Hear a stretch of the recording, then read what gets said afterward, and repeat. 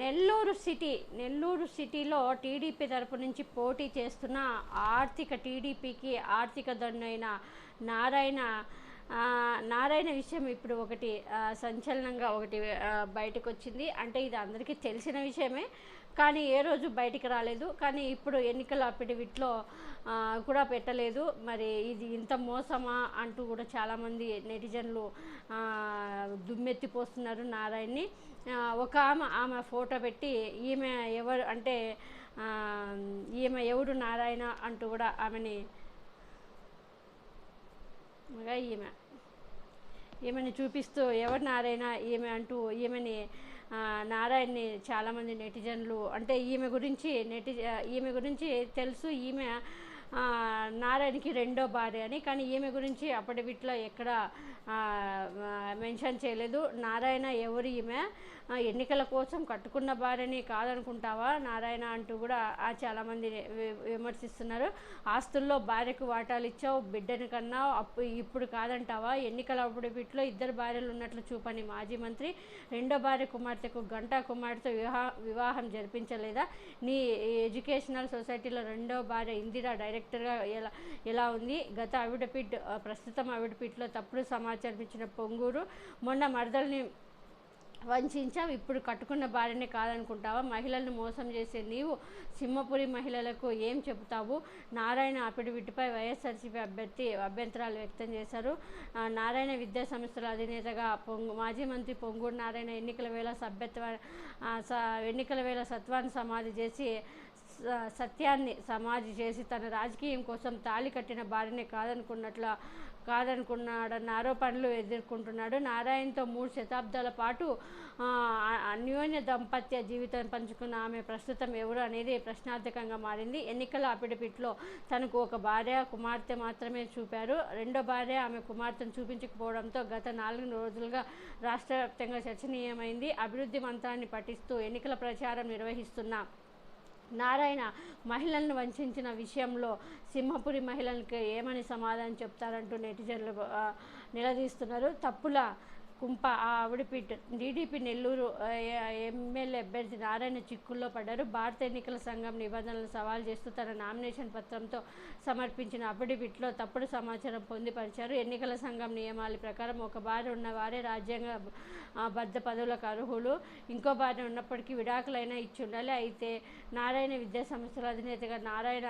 వ్యక్తిగత జీవితం తెలిసిన పుస్తకం. నారాయణకి 2 భార్యలు ఉన్న విషయం అందరికీ తెలిసిందే. 2014లో 2014లో ఎమ్మెల్సీ నామినేషన్ సందర్భంగా సమర్పించిన అఫిడవిట్లో తన భార్య పి రమాదేవిగా, శారిని రెండో భార్య ఇందిరా కుమార్తె కుమారుడు నితీష్ను డిపెండెంట్లుగా చూపించాడు. వీరి కొడుకు కూతురు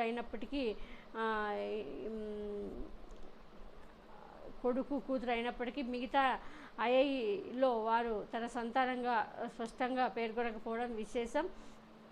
2019 ఎన్నికల్లో 2019 సార్వత్రిక ఎన్నికల సందర్భంగా సమర్పించిన అఫిడవిట్లో కేవలం తన భార్య రమాదేవి మాత్రమే చూపించారు. అయితే అంతకు ముందే కుమారుడు నిశాంత్ రోడ్డు ప్రమాదంలో మరణించడంతో కుమార్తె శార్నిని అఫిడవిట్లో సంతానంగా డిపెండెంట్లుగా పేర్కొనడం గమనార్హం. 2024లో ప్రస్తుతం ఇప్పుడు 2024 సార్వత్రిక ఎన్నికల్లో సమర్పించిన అఫిడవిట్లో తన భార్య రమాదేవిని మాత్రమే చూపించారు.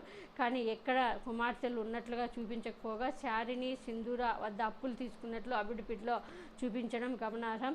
ఇందిరా నారాయణ రెండో భార్య, పొంగూరు ఇందిరా రెండో భార్య అనడానికి అనేక ఆధారాలు ఉన్నాయి. 1996లో ఏర్పాటు చేసిన నారాయణ ఎడ్యుకేషనల్ ట్రస్ట్ సంస్థలో ఇందిరా భర్త పొంగూరు నారాయణంగా ఆమె చైర్మన్ హోదాలో ఉన్నట్టు ట్రస్ట్ బోర్డులో రిజిస్ట్రేషన్ డాక్యుమెంట్లు నిర్ధారణ చెందుతున్నాయి.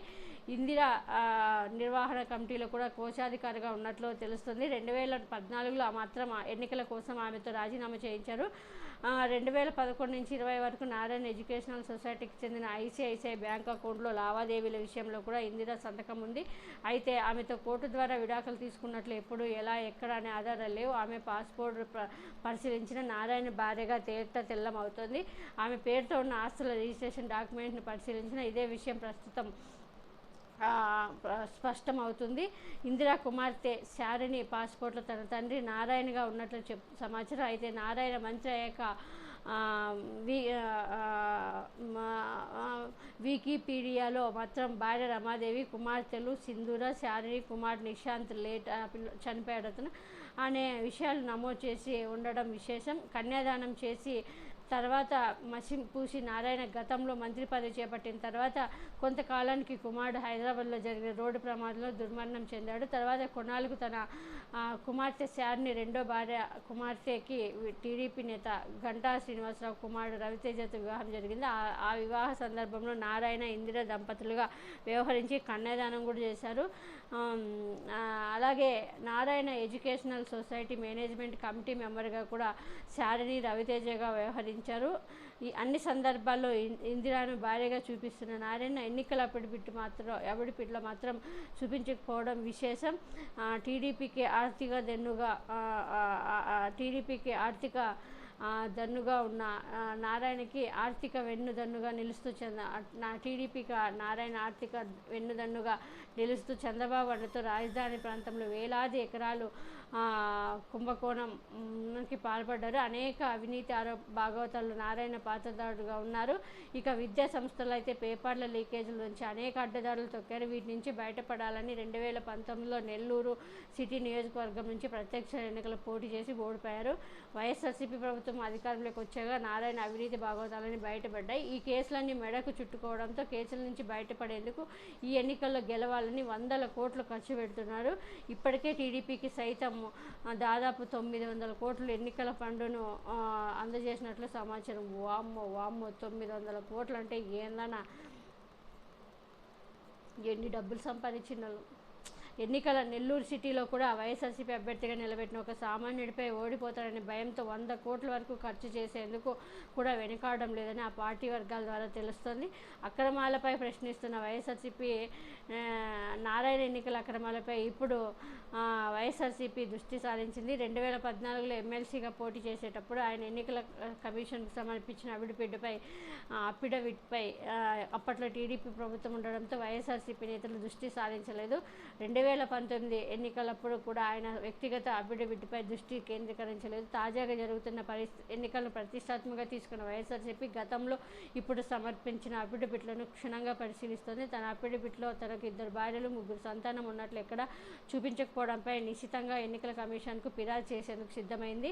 ప్రధానంగా నారాయణ భార్యగా రికార్డులో ఉన్న ఇందిరాతో విడాకులు తీసుకున్నట్లు ఎక్కడ ఆధారాలు లేవు. నారాయణకి 3 సంతానం అనే దానికి సైతం ఆధారాలు సేకరించారు. ప్రస్తుతం కుమారుడు చనిపోయినప్పటికీ 3 సంతానం అనే నిబంధన నారాయణకు వర్తిస్తుందని ఎన్నికల కమిషన్ నియమాలు చెబుతుంది. వీటిపై దృష్టి సారించిన వైఎస్ఆర్సీపీ నారాయణ అఫిడవిట్పై పోరాటం చేయడానికి సిద్ధమైంది. ఆస్తుల్లోనూ తప్పుడు సమాచారమే. దేశవ్యాప్తంగా నారాయణకు విద్యా సంస్థలు నెలకొల్పి వేల కోట్ల ఆస్తులను సొంతం చేసుకున్న నారాయణ ఎన్నికల అఫిడవిట్లో ఆస్తులపై తప్పుడు సమాచారం ఇచ్చారనే సమాచారం జరుగుతుంది. ఆయన కుటుంబ ఆస్తుల విలువ 824 కోట్లుగా చూపారు. ఆయనతో పాటు మొదటి భార్య రమాదేవి పేరిట ఆస్తులు ఉన్నట్లు పేర్కొన్నారు. వారిద్దరి పేర్లతో అప్పులు కూడా 189 కోట్లుగా చూపారు. కానీ దేశవ్యాప్తంగా వేల కోట్ల ఆస్తులు పోగేసుకున్న నారాయణ అఫిడవిట్లో కొన్నింటికే చూపారని చెప్పుకోవాలి. కేసుల్లో దిట్ట. నారాయణపై అఫిడవిట్లో చూపిన ప్రకారం 8 కేసులు నమోదాయి. నారాయణ తమ్ముడు భార్య నెల్లూరు నగరంలోని బాలాజీనగర్ స్టేషన్లో వరకట్నం వేధింపుల కేసు నమోదు చేయించింది.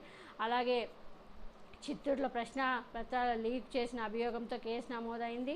అలాగే నారాయణ విద్యా సంస్థల్లో చదువుకునే విద్యార్థిని ఆత్మహత్య చేసుకున్న కేసులో కడప జిల్లా కోడూరు పోలీస్ స్టేషన్లో కూడా కేసు నమోదైంది. మిగిలిన 5 కేసులు అమరావతిలో భూమి విషయంలో సిఐడి కేసులు నమోదు చేసింది. అమరావతి భూముల మాస్టర్ డిజైనింగ్ అక్రమాల, దళితుల భూముల కొనుగోలు, మంత్రిగా తన విధులను దుర్వినియోగం చేసిన అభియోగాలపై కూడా సిఐడి కేసులు నమోదు చేసినట్లు చూపారు.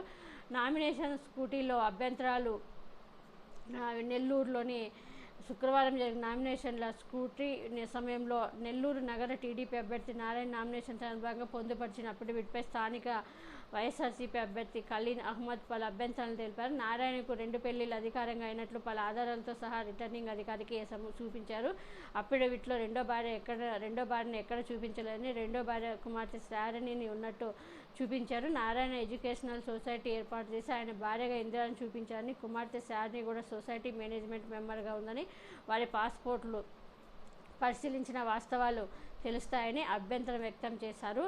ఆయా అభ్యంతరాల ఆధారంగా నారాయణ నామినేషన్ తిరస్కరించాలని ఫిర్యాదు చేసిన రిటర్నింగ్ అధికారి ఆ అభ్యంతరాలు పరిగణలోకి అవన్నీ తీసుకోకపోవడం గమనార్హం. ఇవన్నీ తీసుకోలేదంటే ఎందుకంటే అక్కడ ఉండేది బీజేపీతో, అందుకే ఇలాంటివి ఏమీ జరగకూడదని బీజేపీతో పొత్తు పెట్టుకునేది. అన్యాయానికే కాలమనే, కానీ చూద్దాం ఏం జరుగుతుందో.